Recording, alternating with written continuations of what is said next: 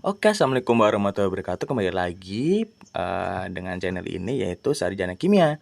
Nah, sekarang kita akan mempelajari mengenai reaksi kimia. Setelah sebelumnya kita mempelajari teori atom, terus konfigurasi elektron, partikel-partikel penyusun atom. Bahkan kita sudah mempelajari tentang transfer elektron dan reaksi siklus Krebs gitu yang ada di dalam tubuh. Nah, sekarang kita akan materi dasar lagi yaitu reaksi kimia. Nah, segala bentuk kejadian di dunia ini pasti tentunya bereaksi. Mau kita berjalan atau kita berlari, pasti itu ada reaksi kimia yang ada di dalam tubuh. Entah itu pembakaran energi untuk agar kita bisa melakukan usaha, bahkan mungkin pembakaran panas gitu, sehingga tubuh kita menjadi lebih panas dan lebih berenergi, itu juga bisa gitu. Terus ada juga pada saat kita sehari-hari, contohnya adalah reaksi kimia yang terjadi pada saat menyetrika baju dari energi listrik menjadi energi panas. Terus pada saat kita menyalakan lampu, energi listrik berubah menjadi cahaya. Maka itu terjadilah reaksi-reaksi kimia yang terjadi. Sehingga reaksi kimia ini penting karena ada di dalam kehidupan kita. Nah, reaksi kimia apa sih? Yaitu suatu peristiwa perubahan kimia dari zat-zat yang bereaksi menjadi zat-zat hasil reaksi.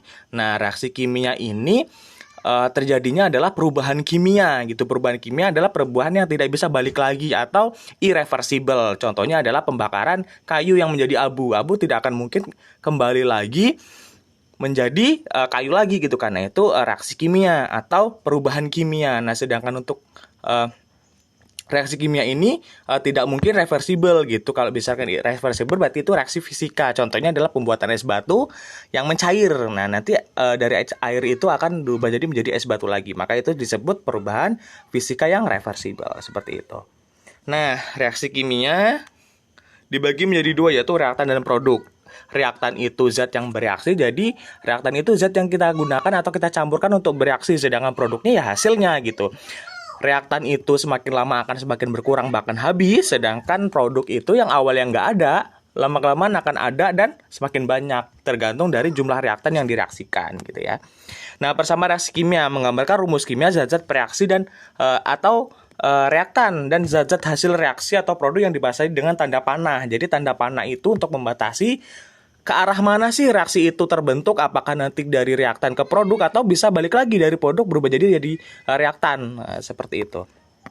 Nah, wujud yang terlibat dalam reaksi kimia ada zat padat, zat cair, larutan dalam air, aqueous, dan juga gas. Jadi zat padat kita tahu sendiri kan, zat padat ya contohnya ya batu, ya kayu, ya gelas dan sebagainya. Zat cair zat cair itu zat yang contohnya air yang kita pakai saat ini atau minuman-minuman gitu yang biasanya kita minum. Bedanya dengan larutan dalam air, larutan dalam itu adalah larutan murni. Contohnya adalah lelehan garam, itu kan murni. Itu tambahan air atau tambahan larutan lainnya. Jadi kemurniannya tuh bisa di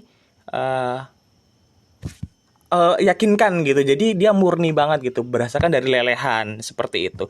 Dan yang terakhir adalah bentuk gas. Gas pasti tidak asing dengan kita karena di sekitar kita pasti banyak gas oksigen, gas hidrogen dan sebagainya. Nah, dari reaksi kimia tadi itu kita merujuk pada teori atom Dalton. Pada reaksi kimia tidak ada atom yang hilang, tetapi hanya berubah susunannya. Jadi pada saat kita melakukan reaksi, misalkan atom ditambah dengan atom atau unsur gitu kan, atom itu nggak hilang tapi berubah susunannya. Contohnya H2 ditambah O gitu kan, jadi kan H2O. Tidak mungkin kan tiba-tiba hanya hilang jadi O aja gitu kan. Nah, tapi berubah susunannya dari yang semula H2 dan O itu masing-masing unsur menjadi sebuah senyawa air H2O gitu.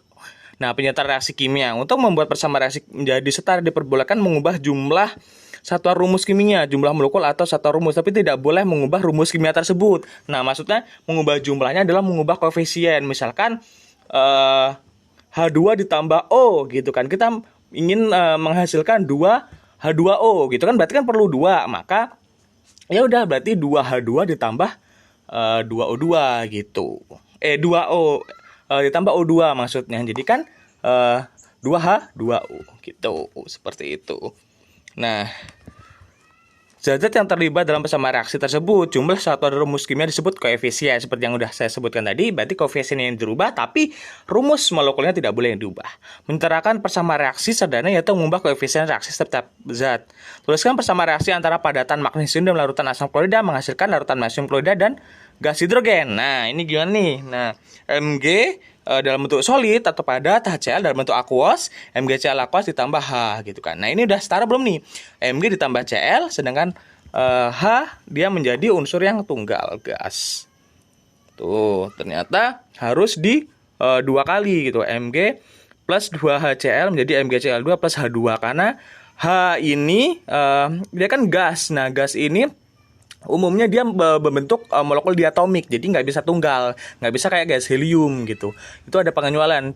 Sama juga dengan gas klorin, maka Cl2, terus F fluorin, F2, I2 gitu, iodin dan sebagainya, dan Br2 seperti itu. Dia harus molekul gas diatomik untuk mencapai kestabilan. Kalau dia tunggal dia nggak bisa, contohnya helium baru bisa seperti itu. Maka Mg solid, 2HCl aquos, MgCl2 aquos, dan H2 gas. Nah, ini adalah langkah-langkah menyetarakan persamaan reaksi yang kompleks dengan persamaan matematika. Persamaan belum setara. Contohnya CaOH2 aquos H3PO4, Ca3PO4 2 kali aquos plus H2O yang bentuk larutan gitu kan.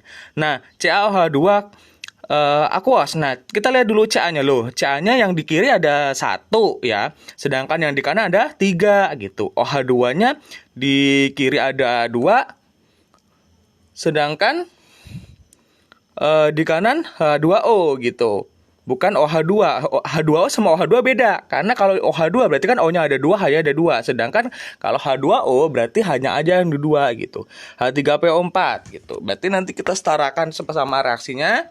Nah, seperti ini. Berarti kan tadi Ca-nya yang dikira ada 1, maka kita buat jadi 3. Berarti 3Ca. Oke.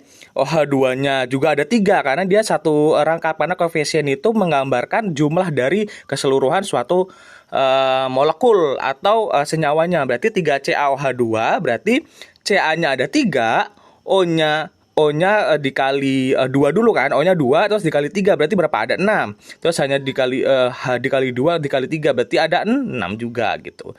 Terus 2H3PO4. Nah, Ca3PO4-nya. PO4-nya ada berapa? Ada 2, betul. Karena 2H3PO4, betul. Terus 6H2O. Berarti total H-nya yang di kiri berapa tadi? H kali 2. H1 kali 2 kan 2. 2 dikali 3, 6.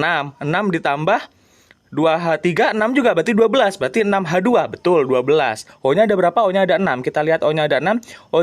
O yang kiri, O dikali 2 kan 2. 2 kali 3, 6. Oh, berarti reaksinya udah setara nih. Karena jumlah setiap molekul atau atom yang di kanan dan di kiri adalah sama. Seperti itu. Oke, silahkan apabila ada yang bertanya silahkan tulis saja di komentar. Nanti kalau misalkan aku baca, nanti akan aku jawab apa-apa aja yang teman-teman masih bingung.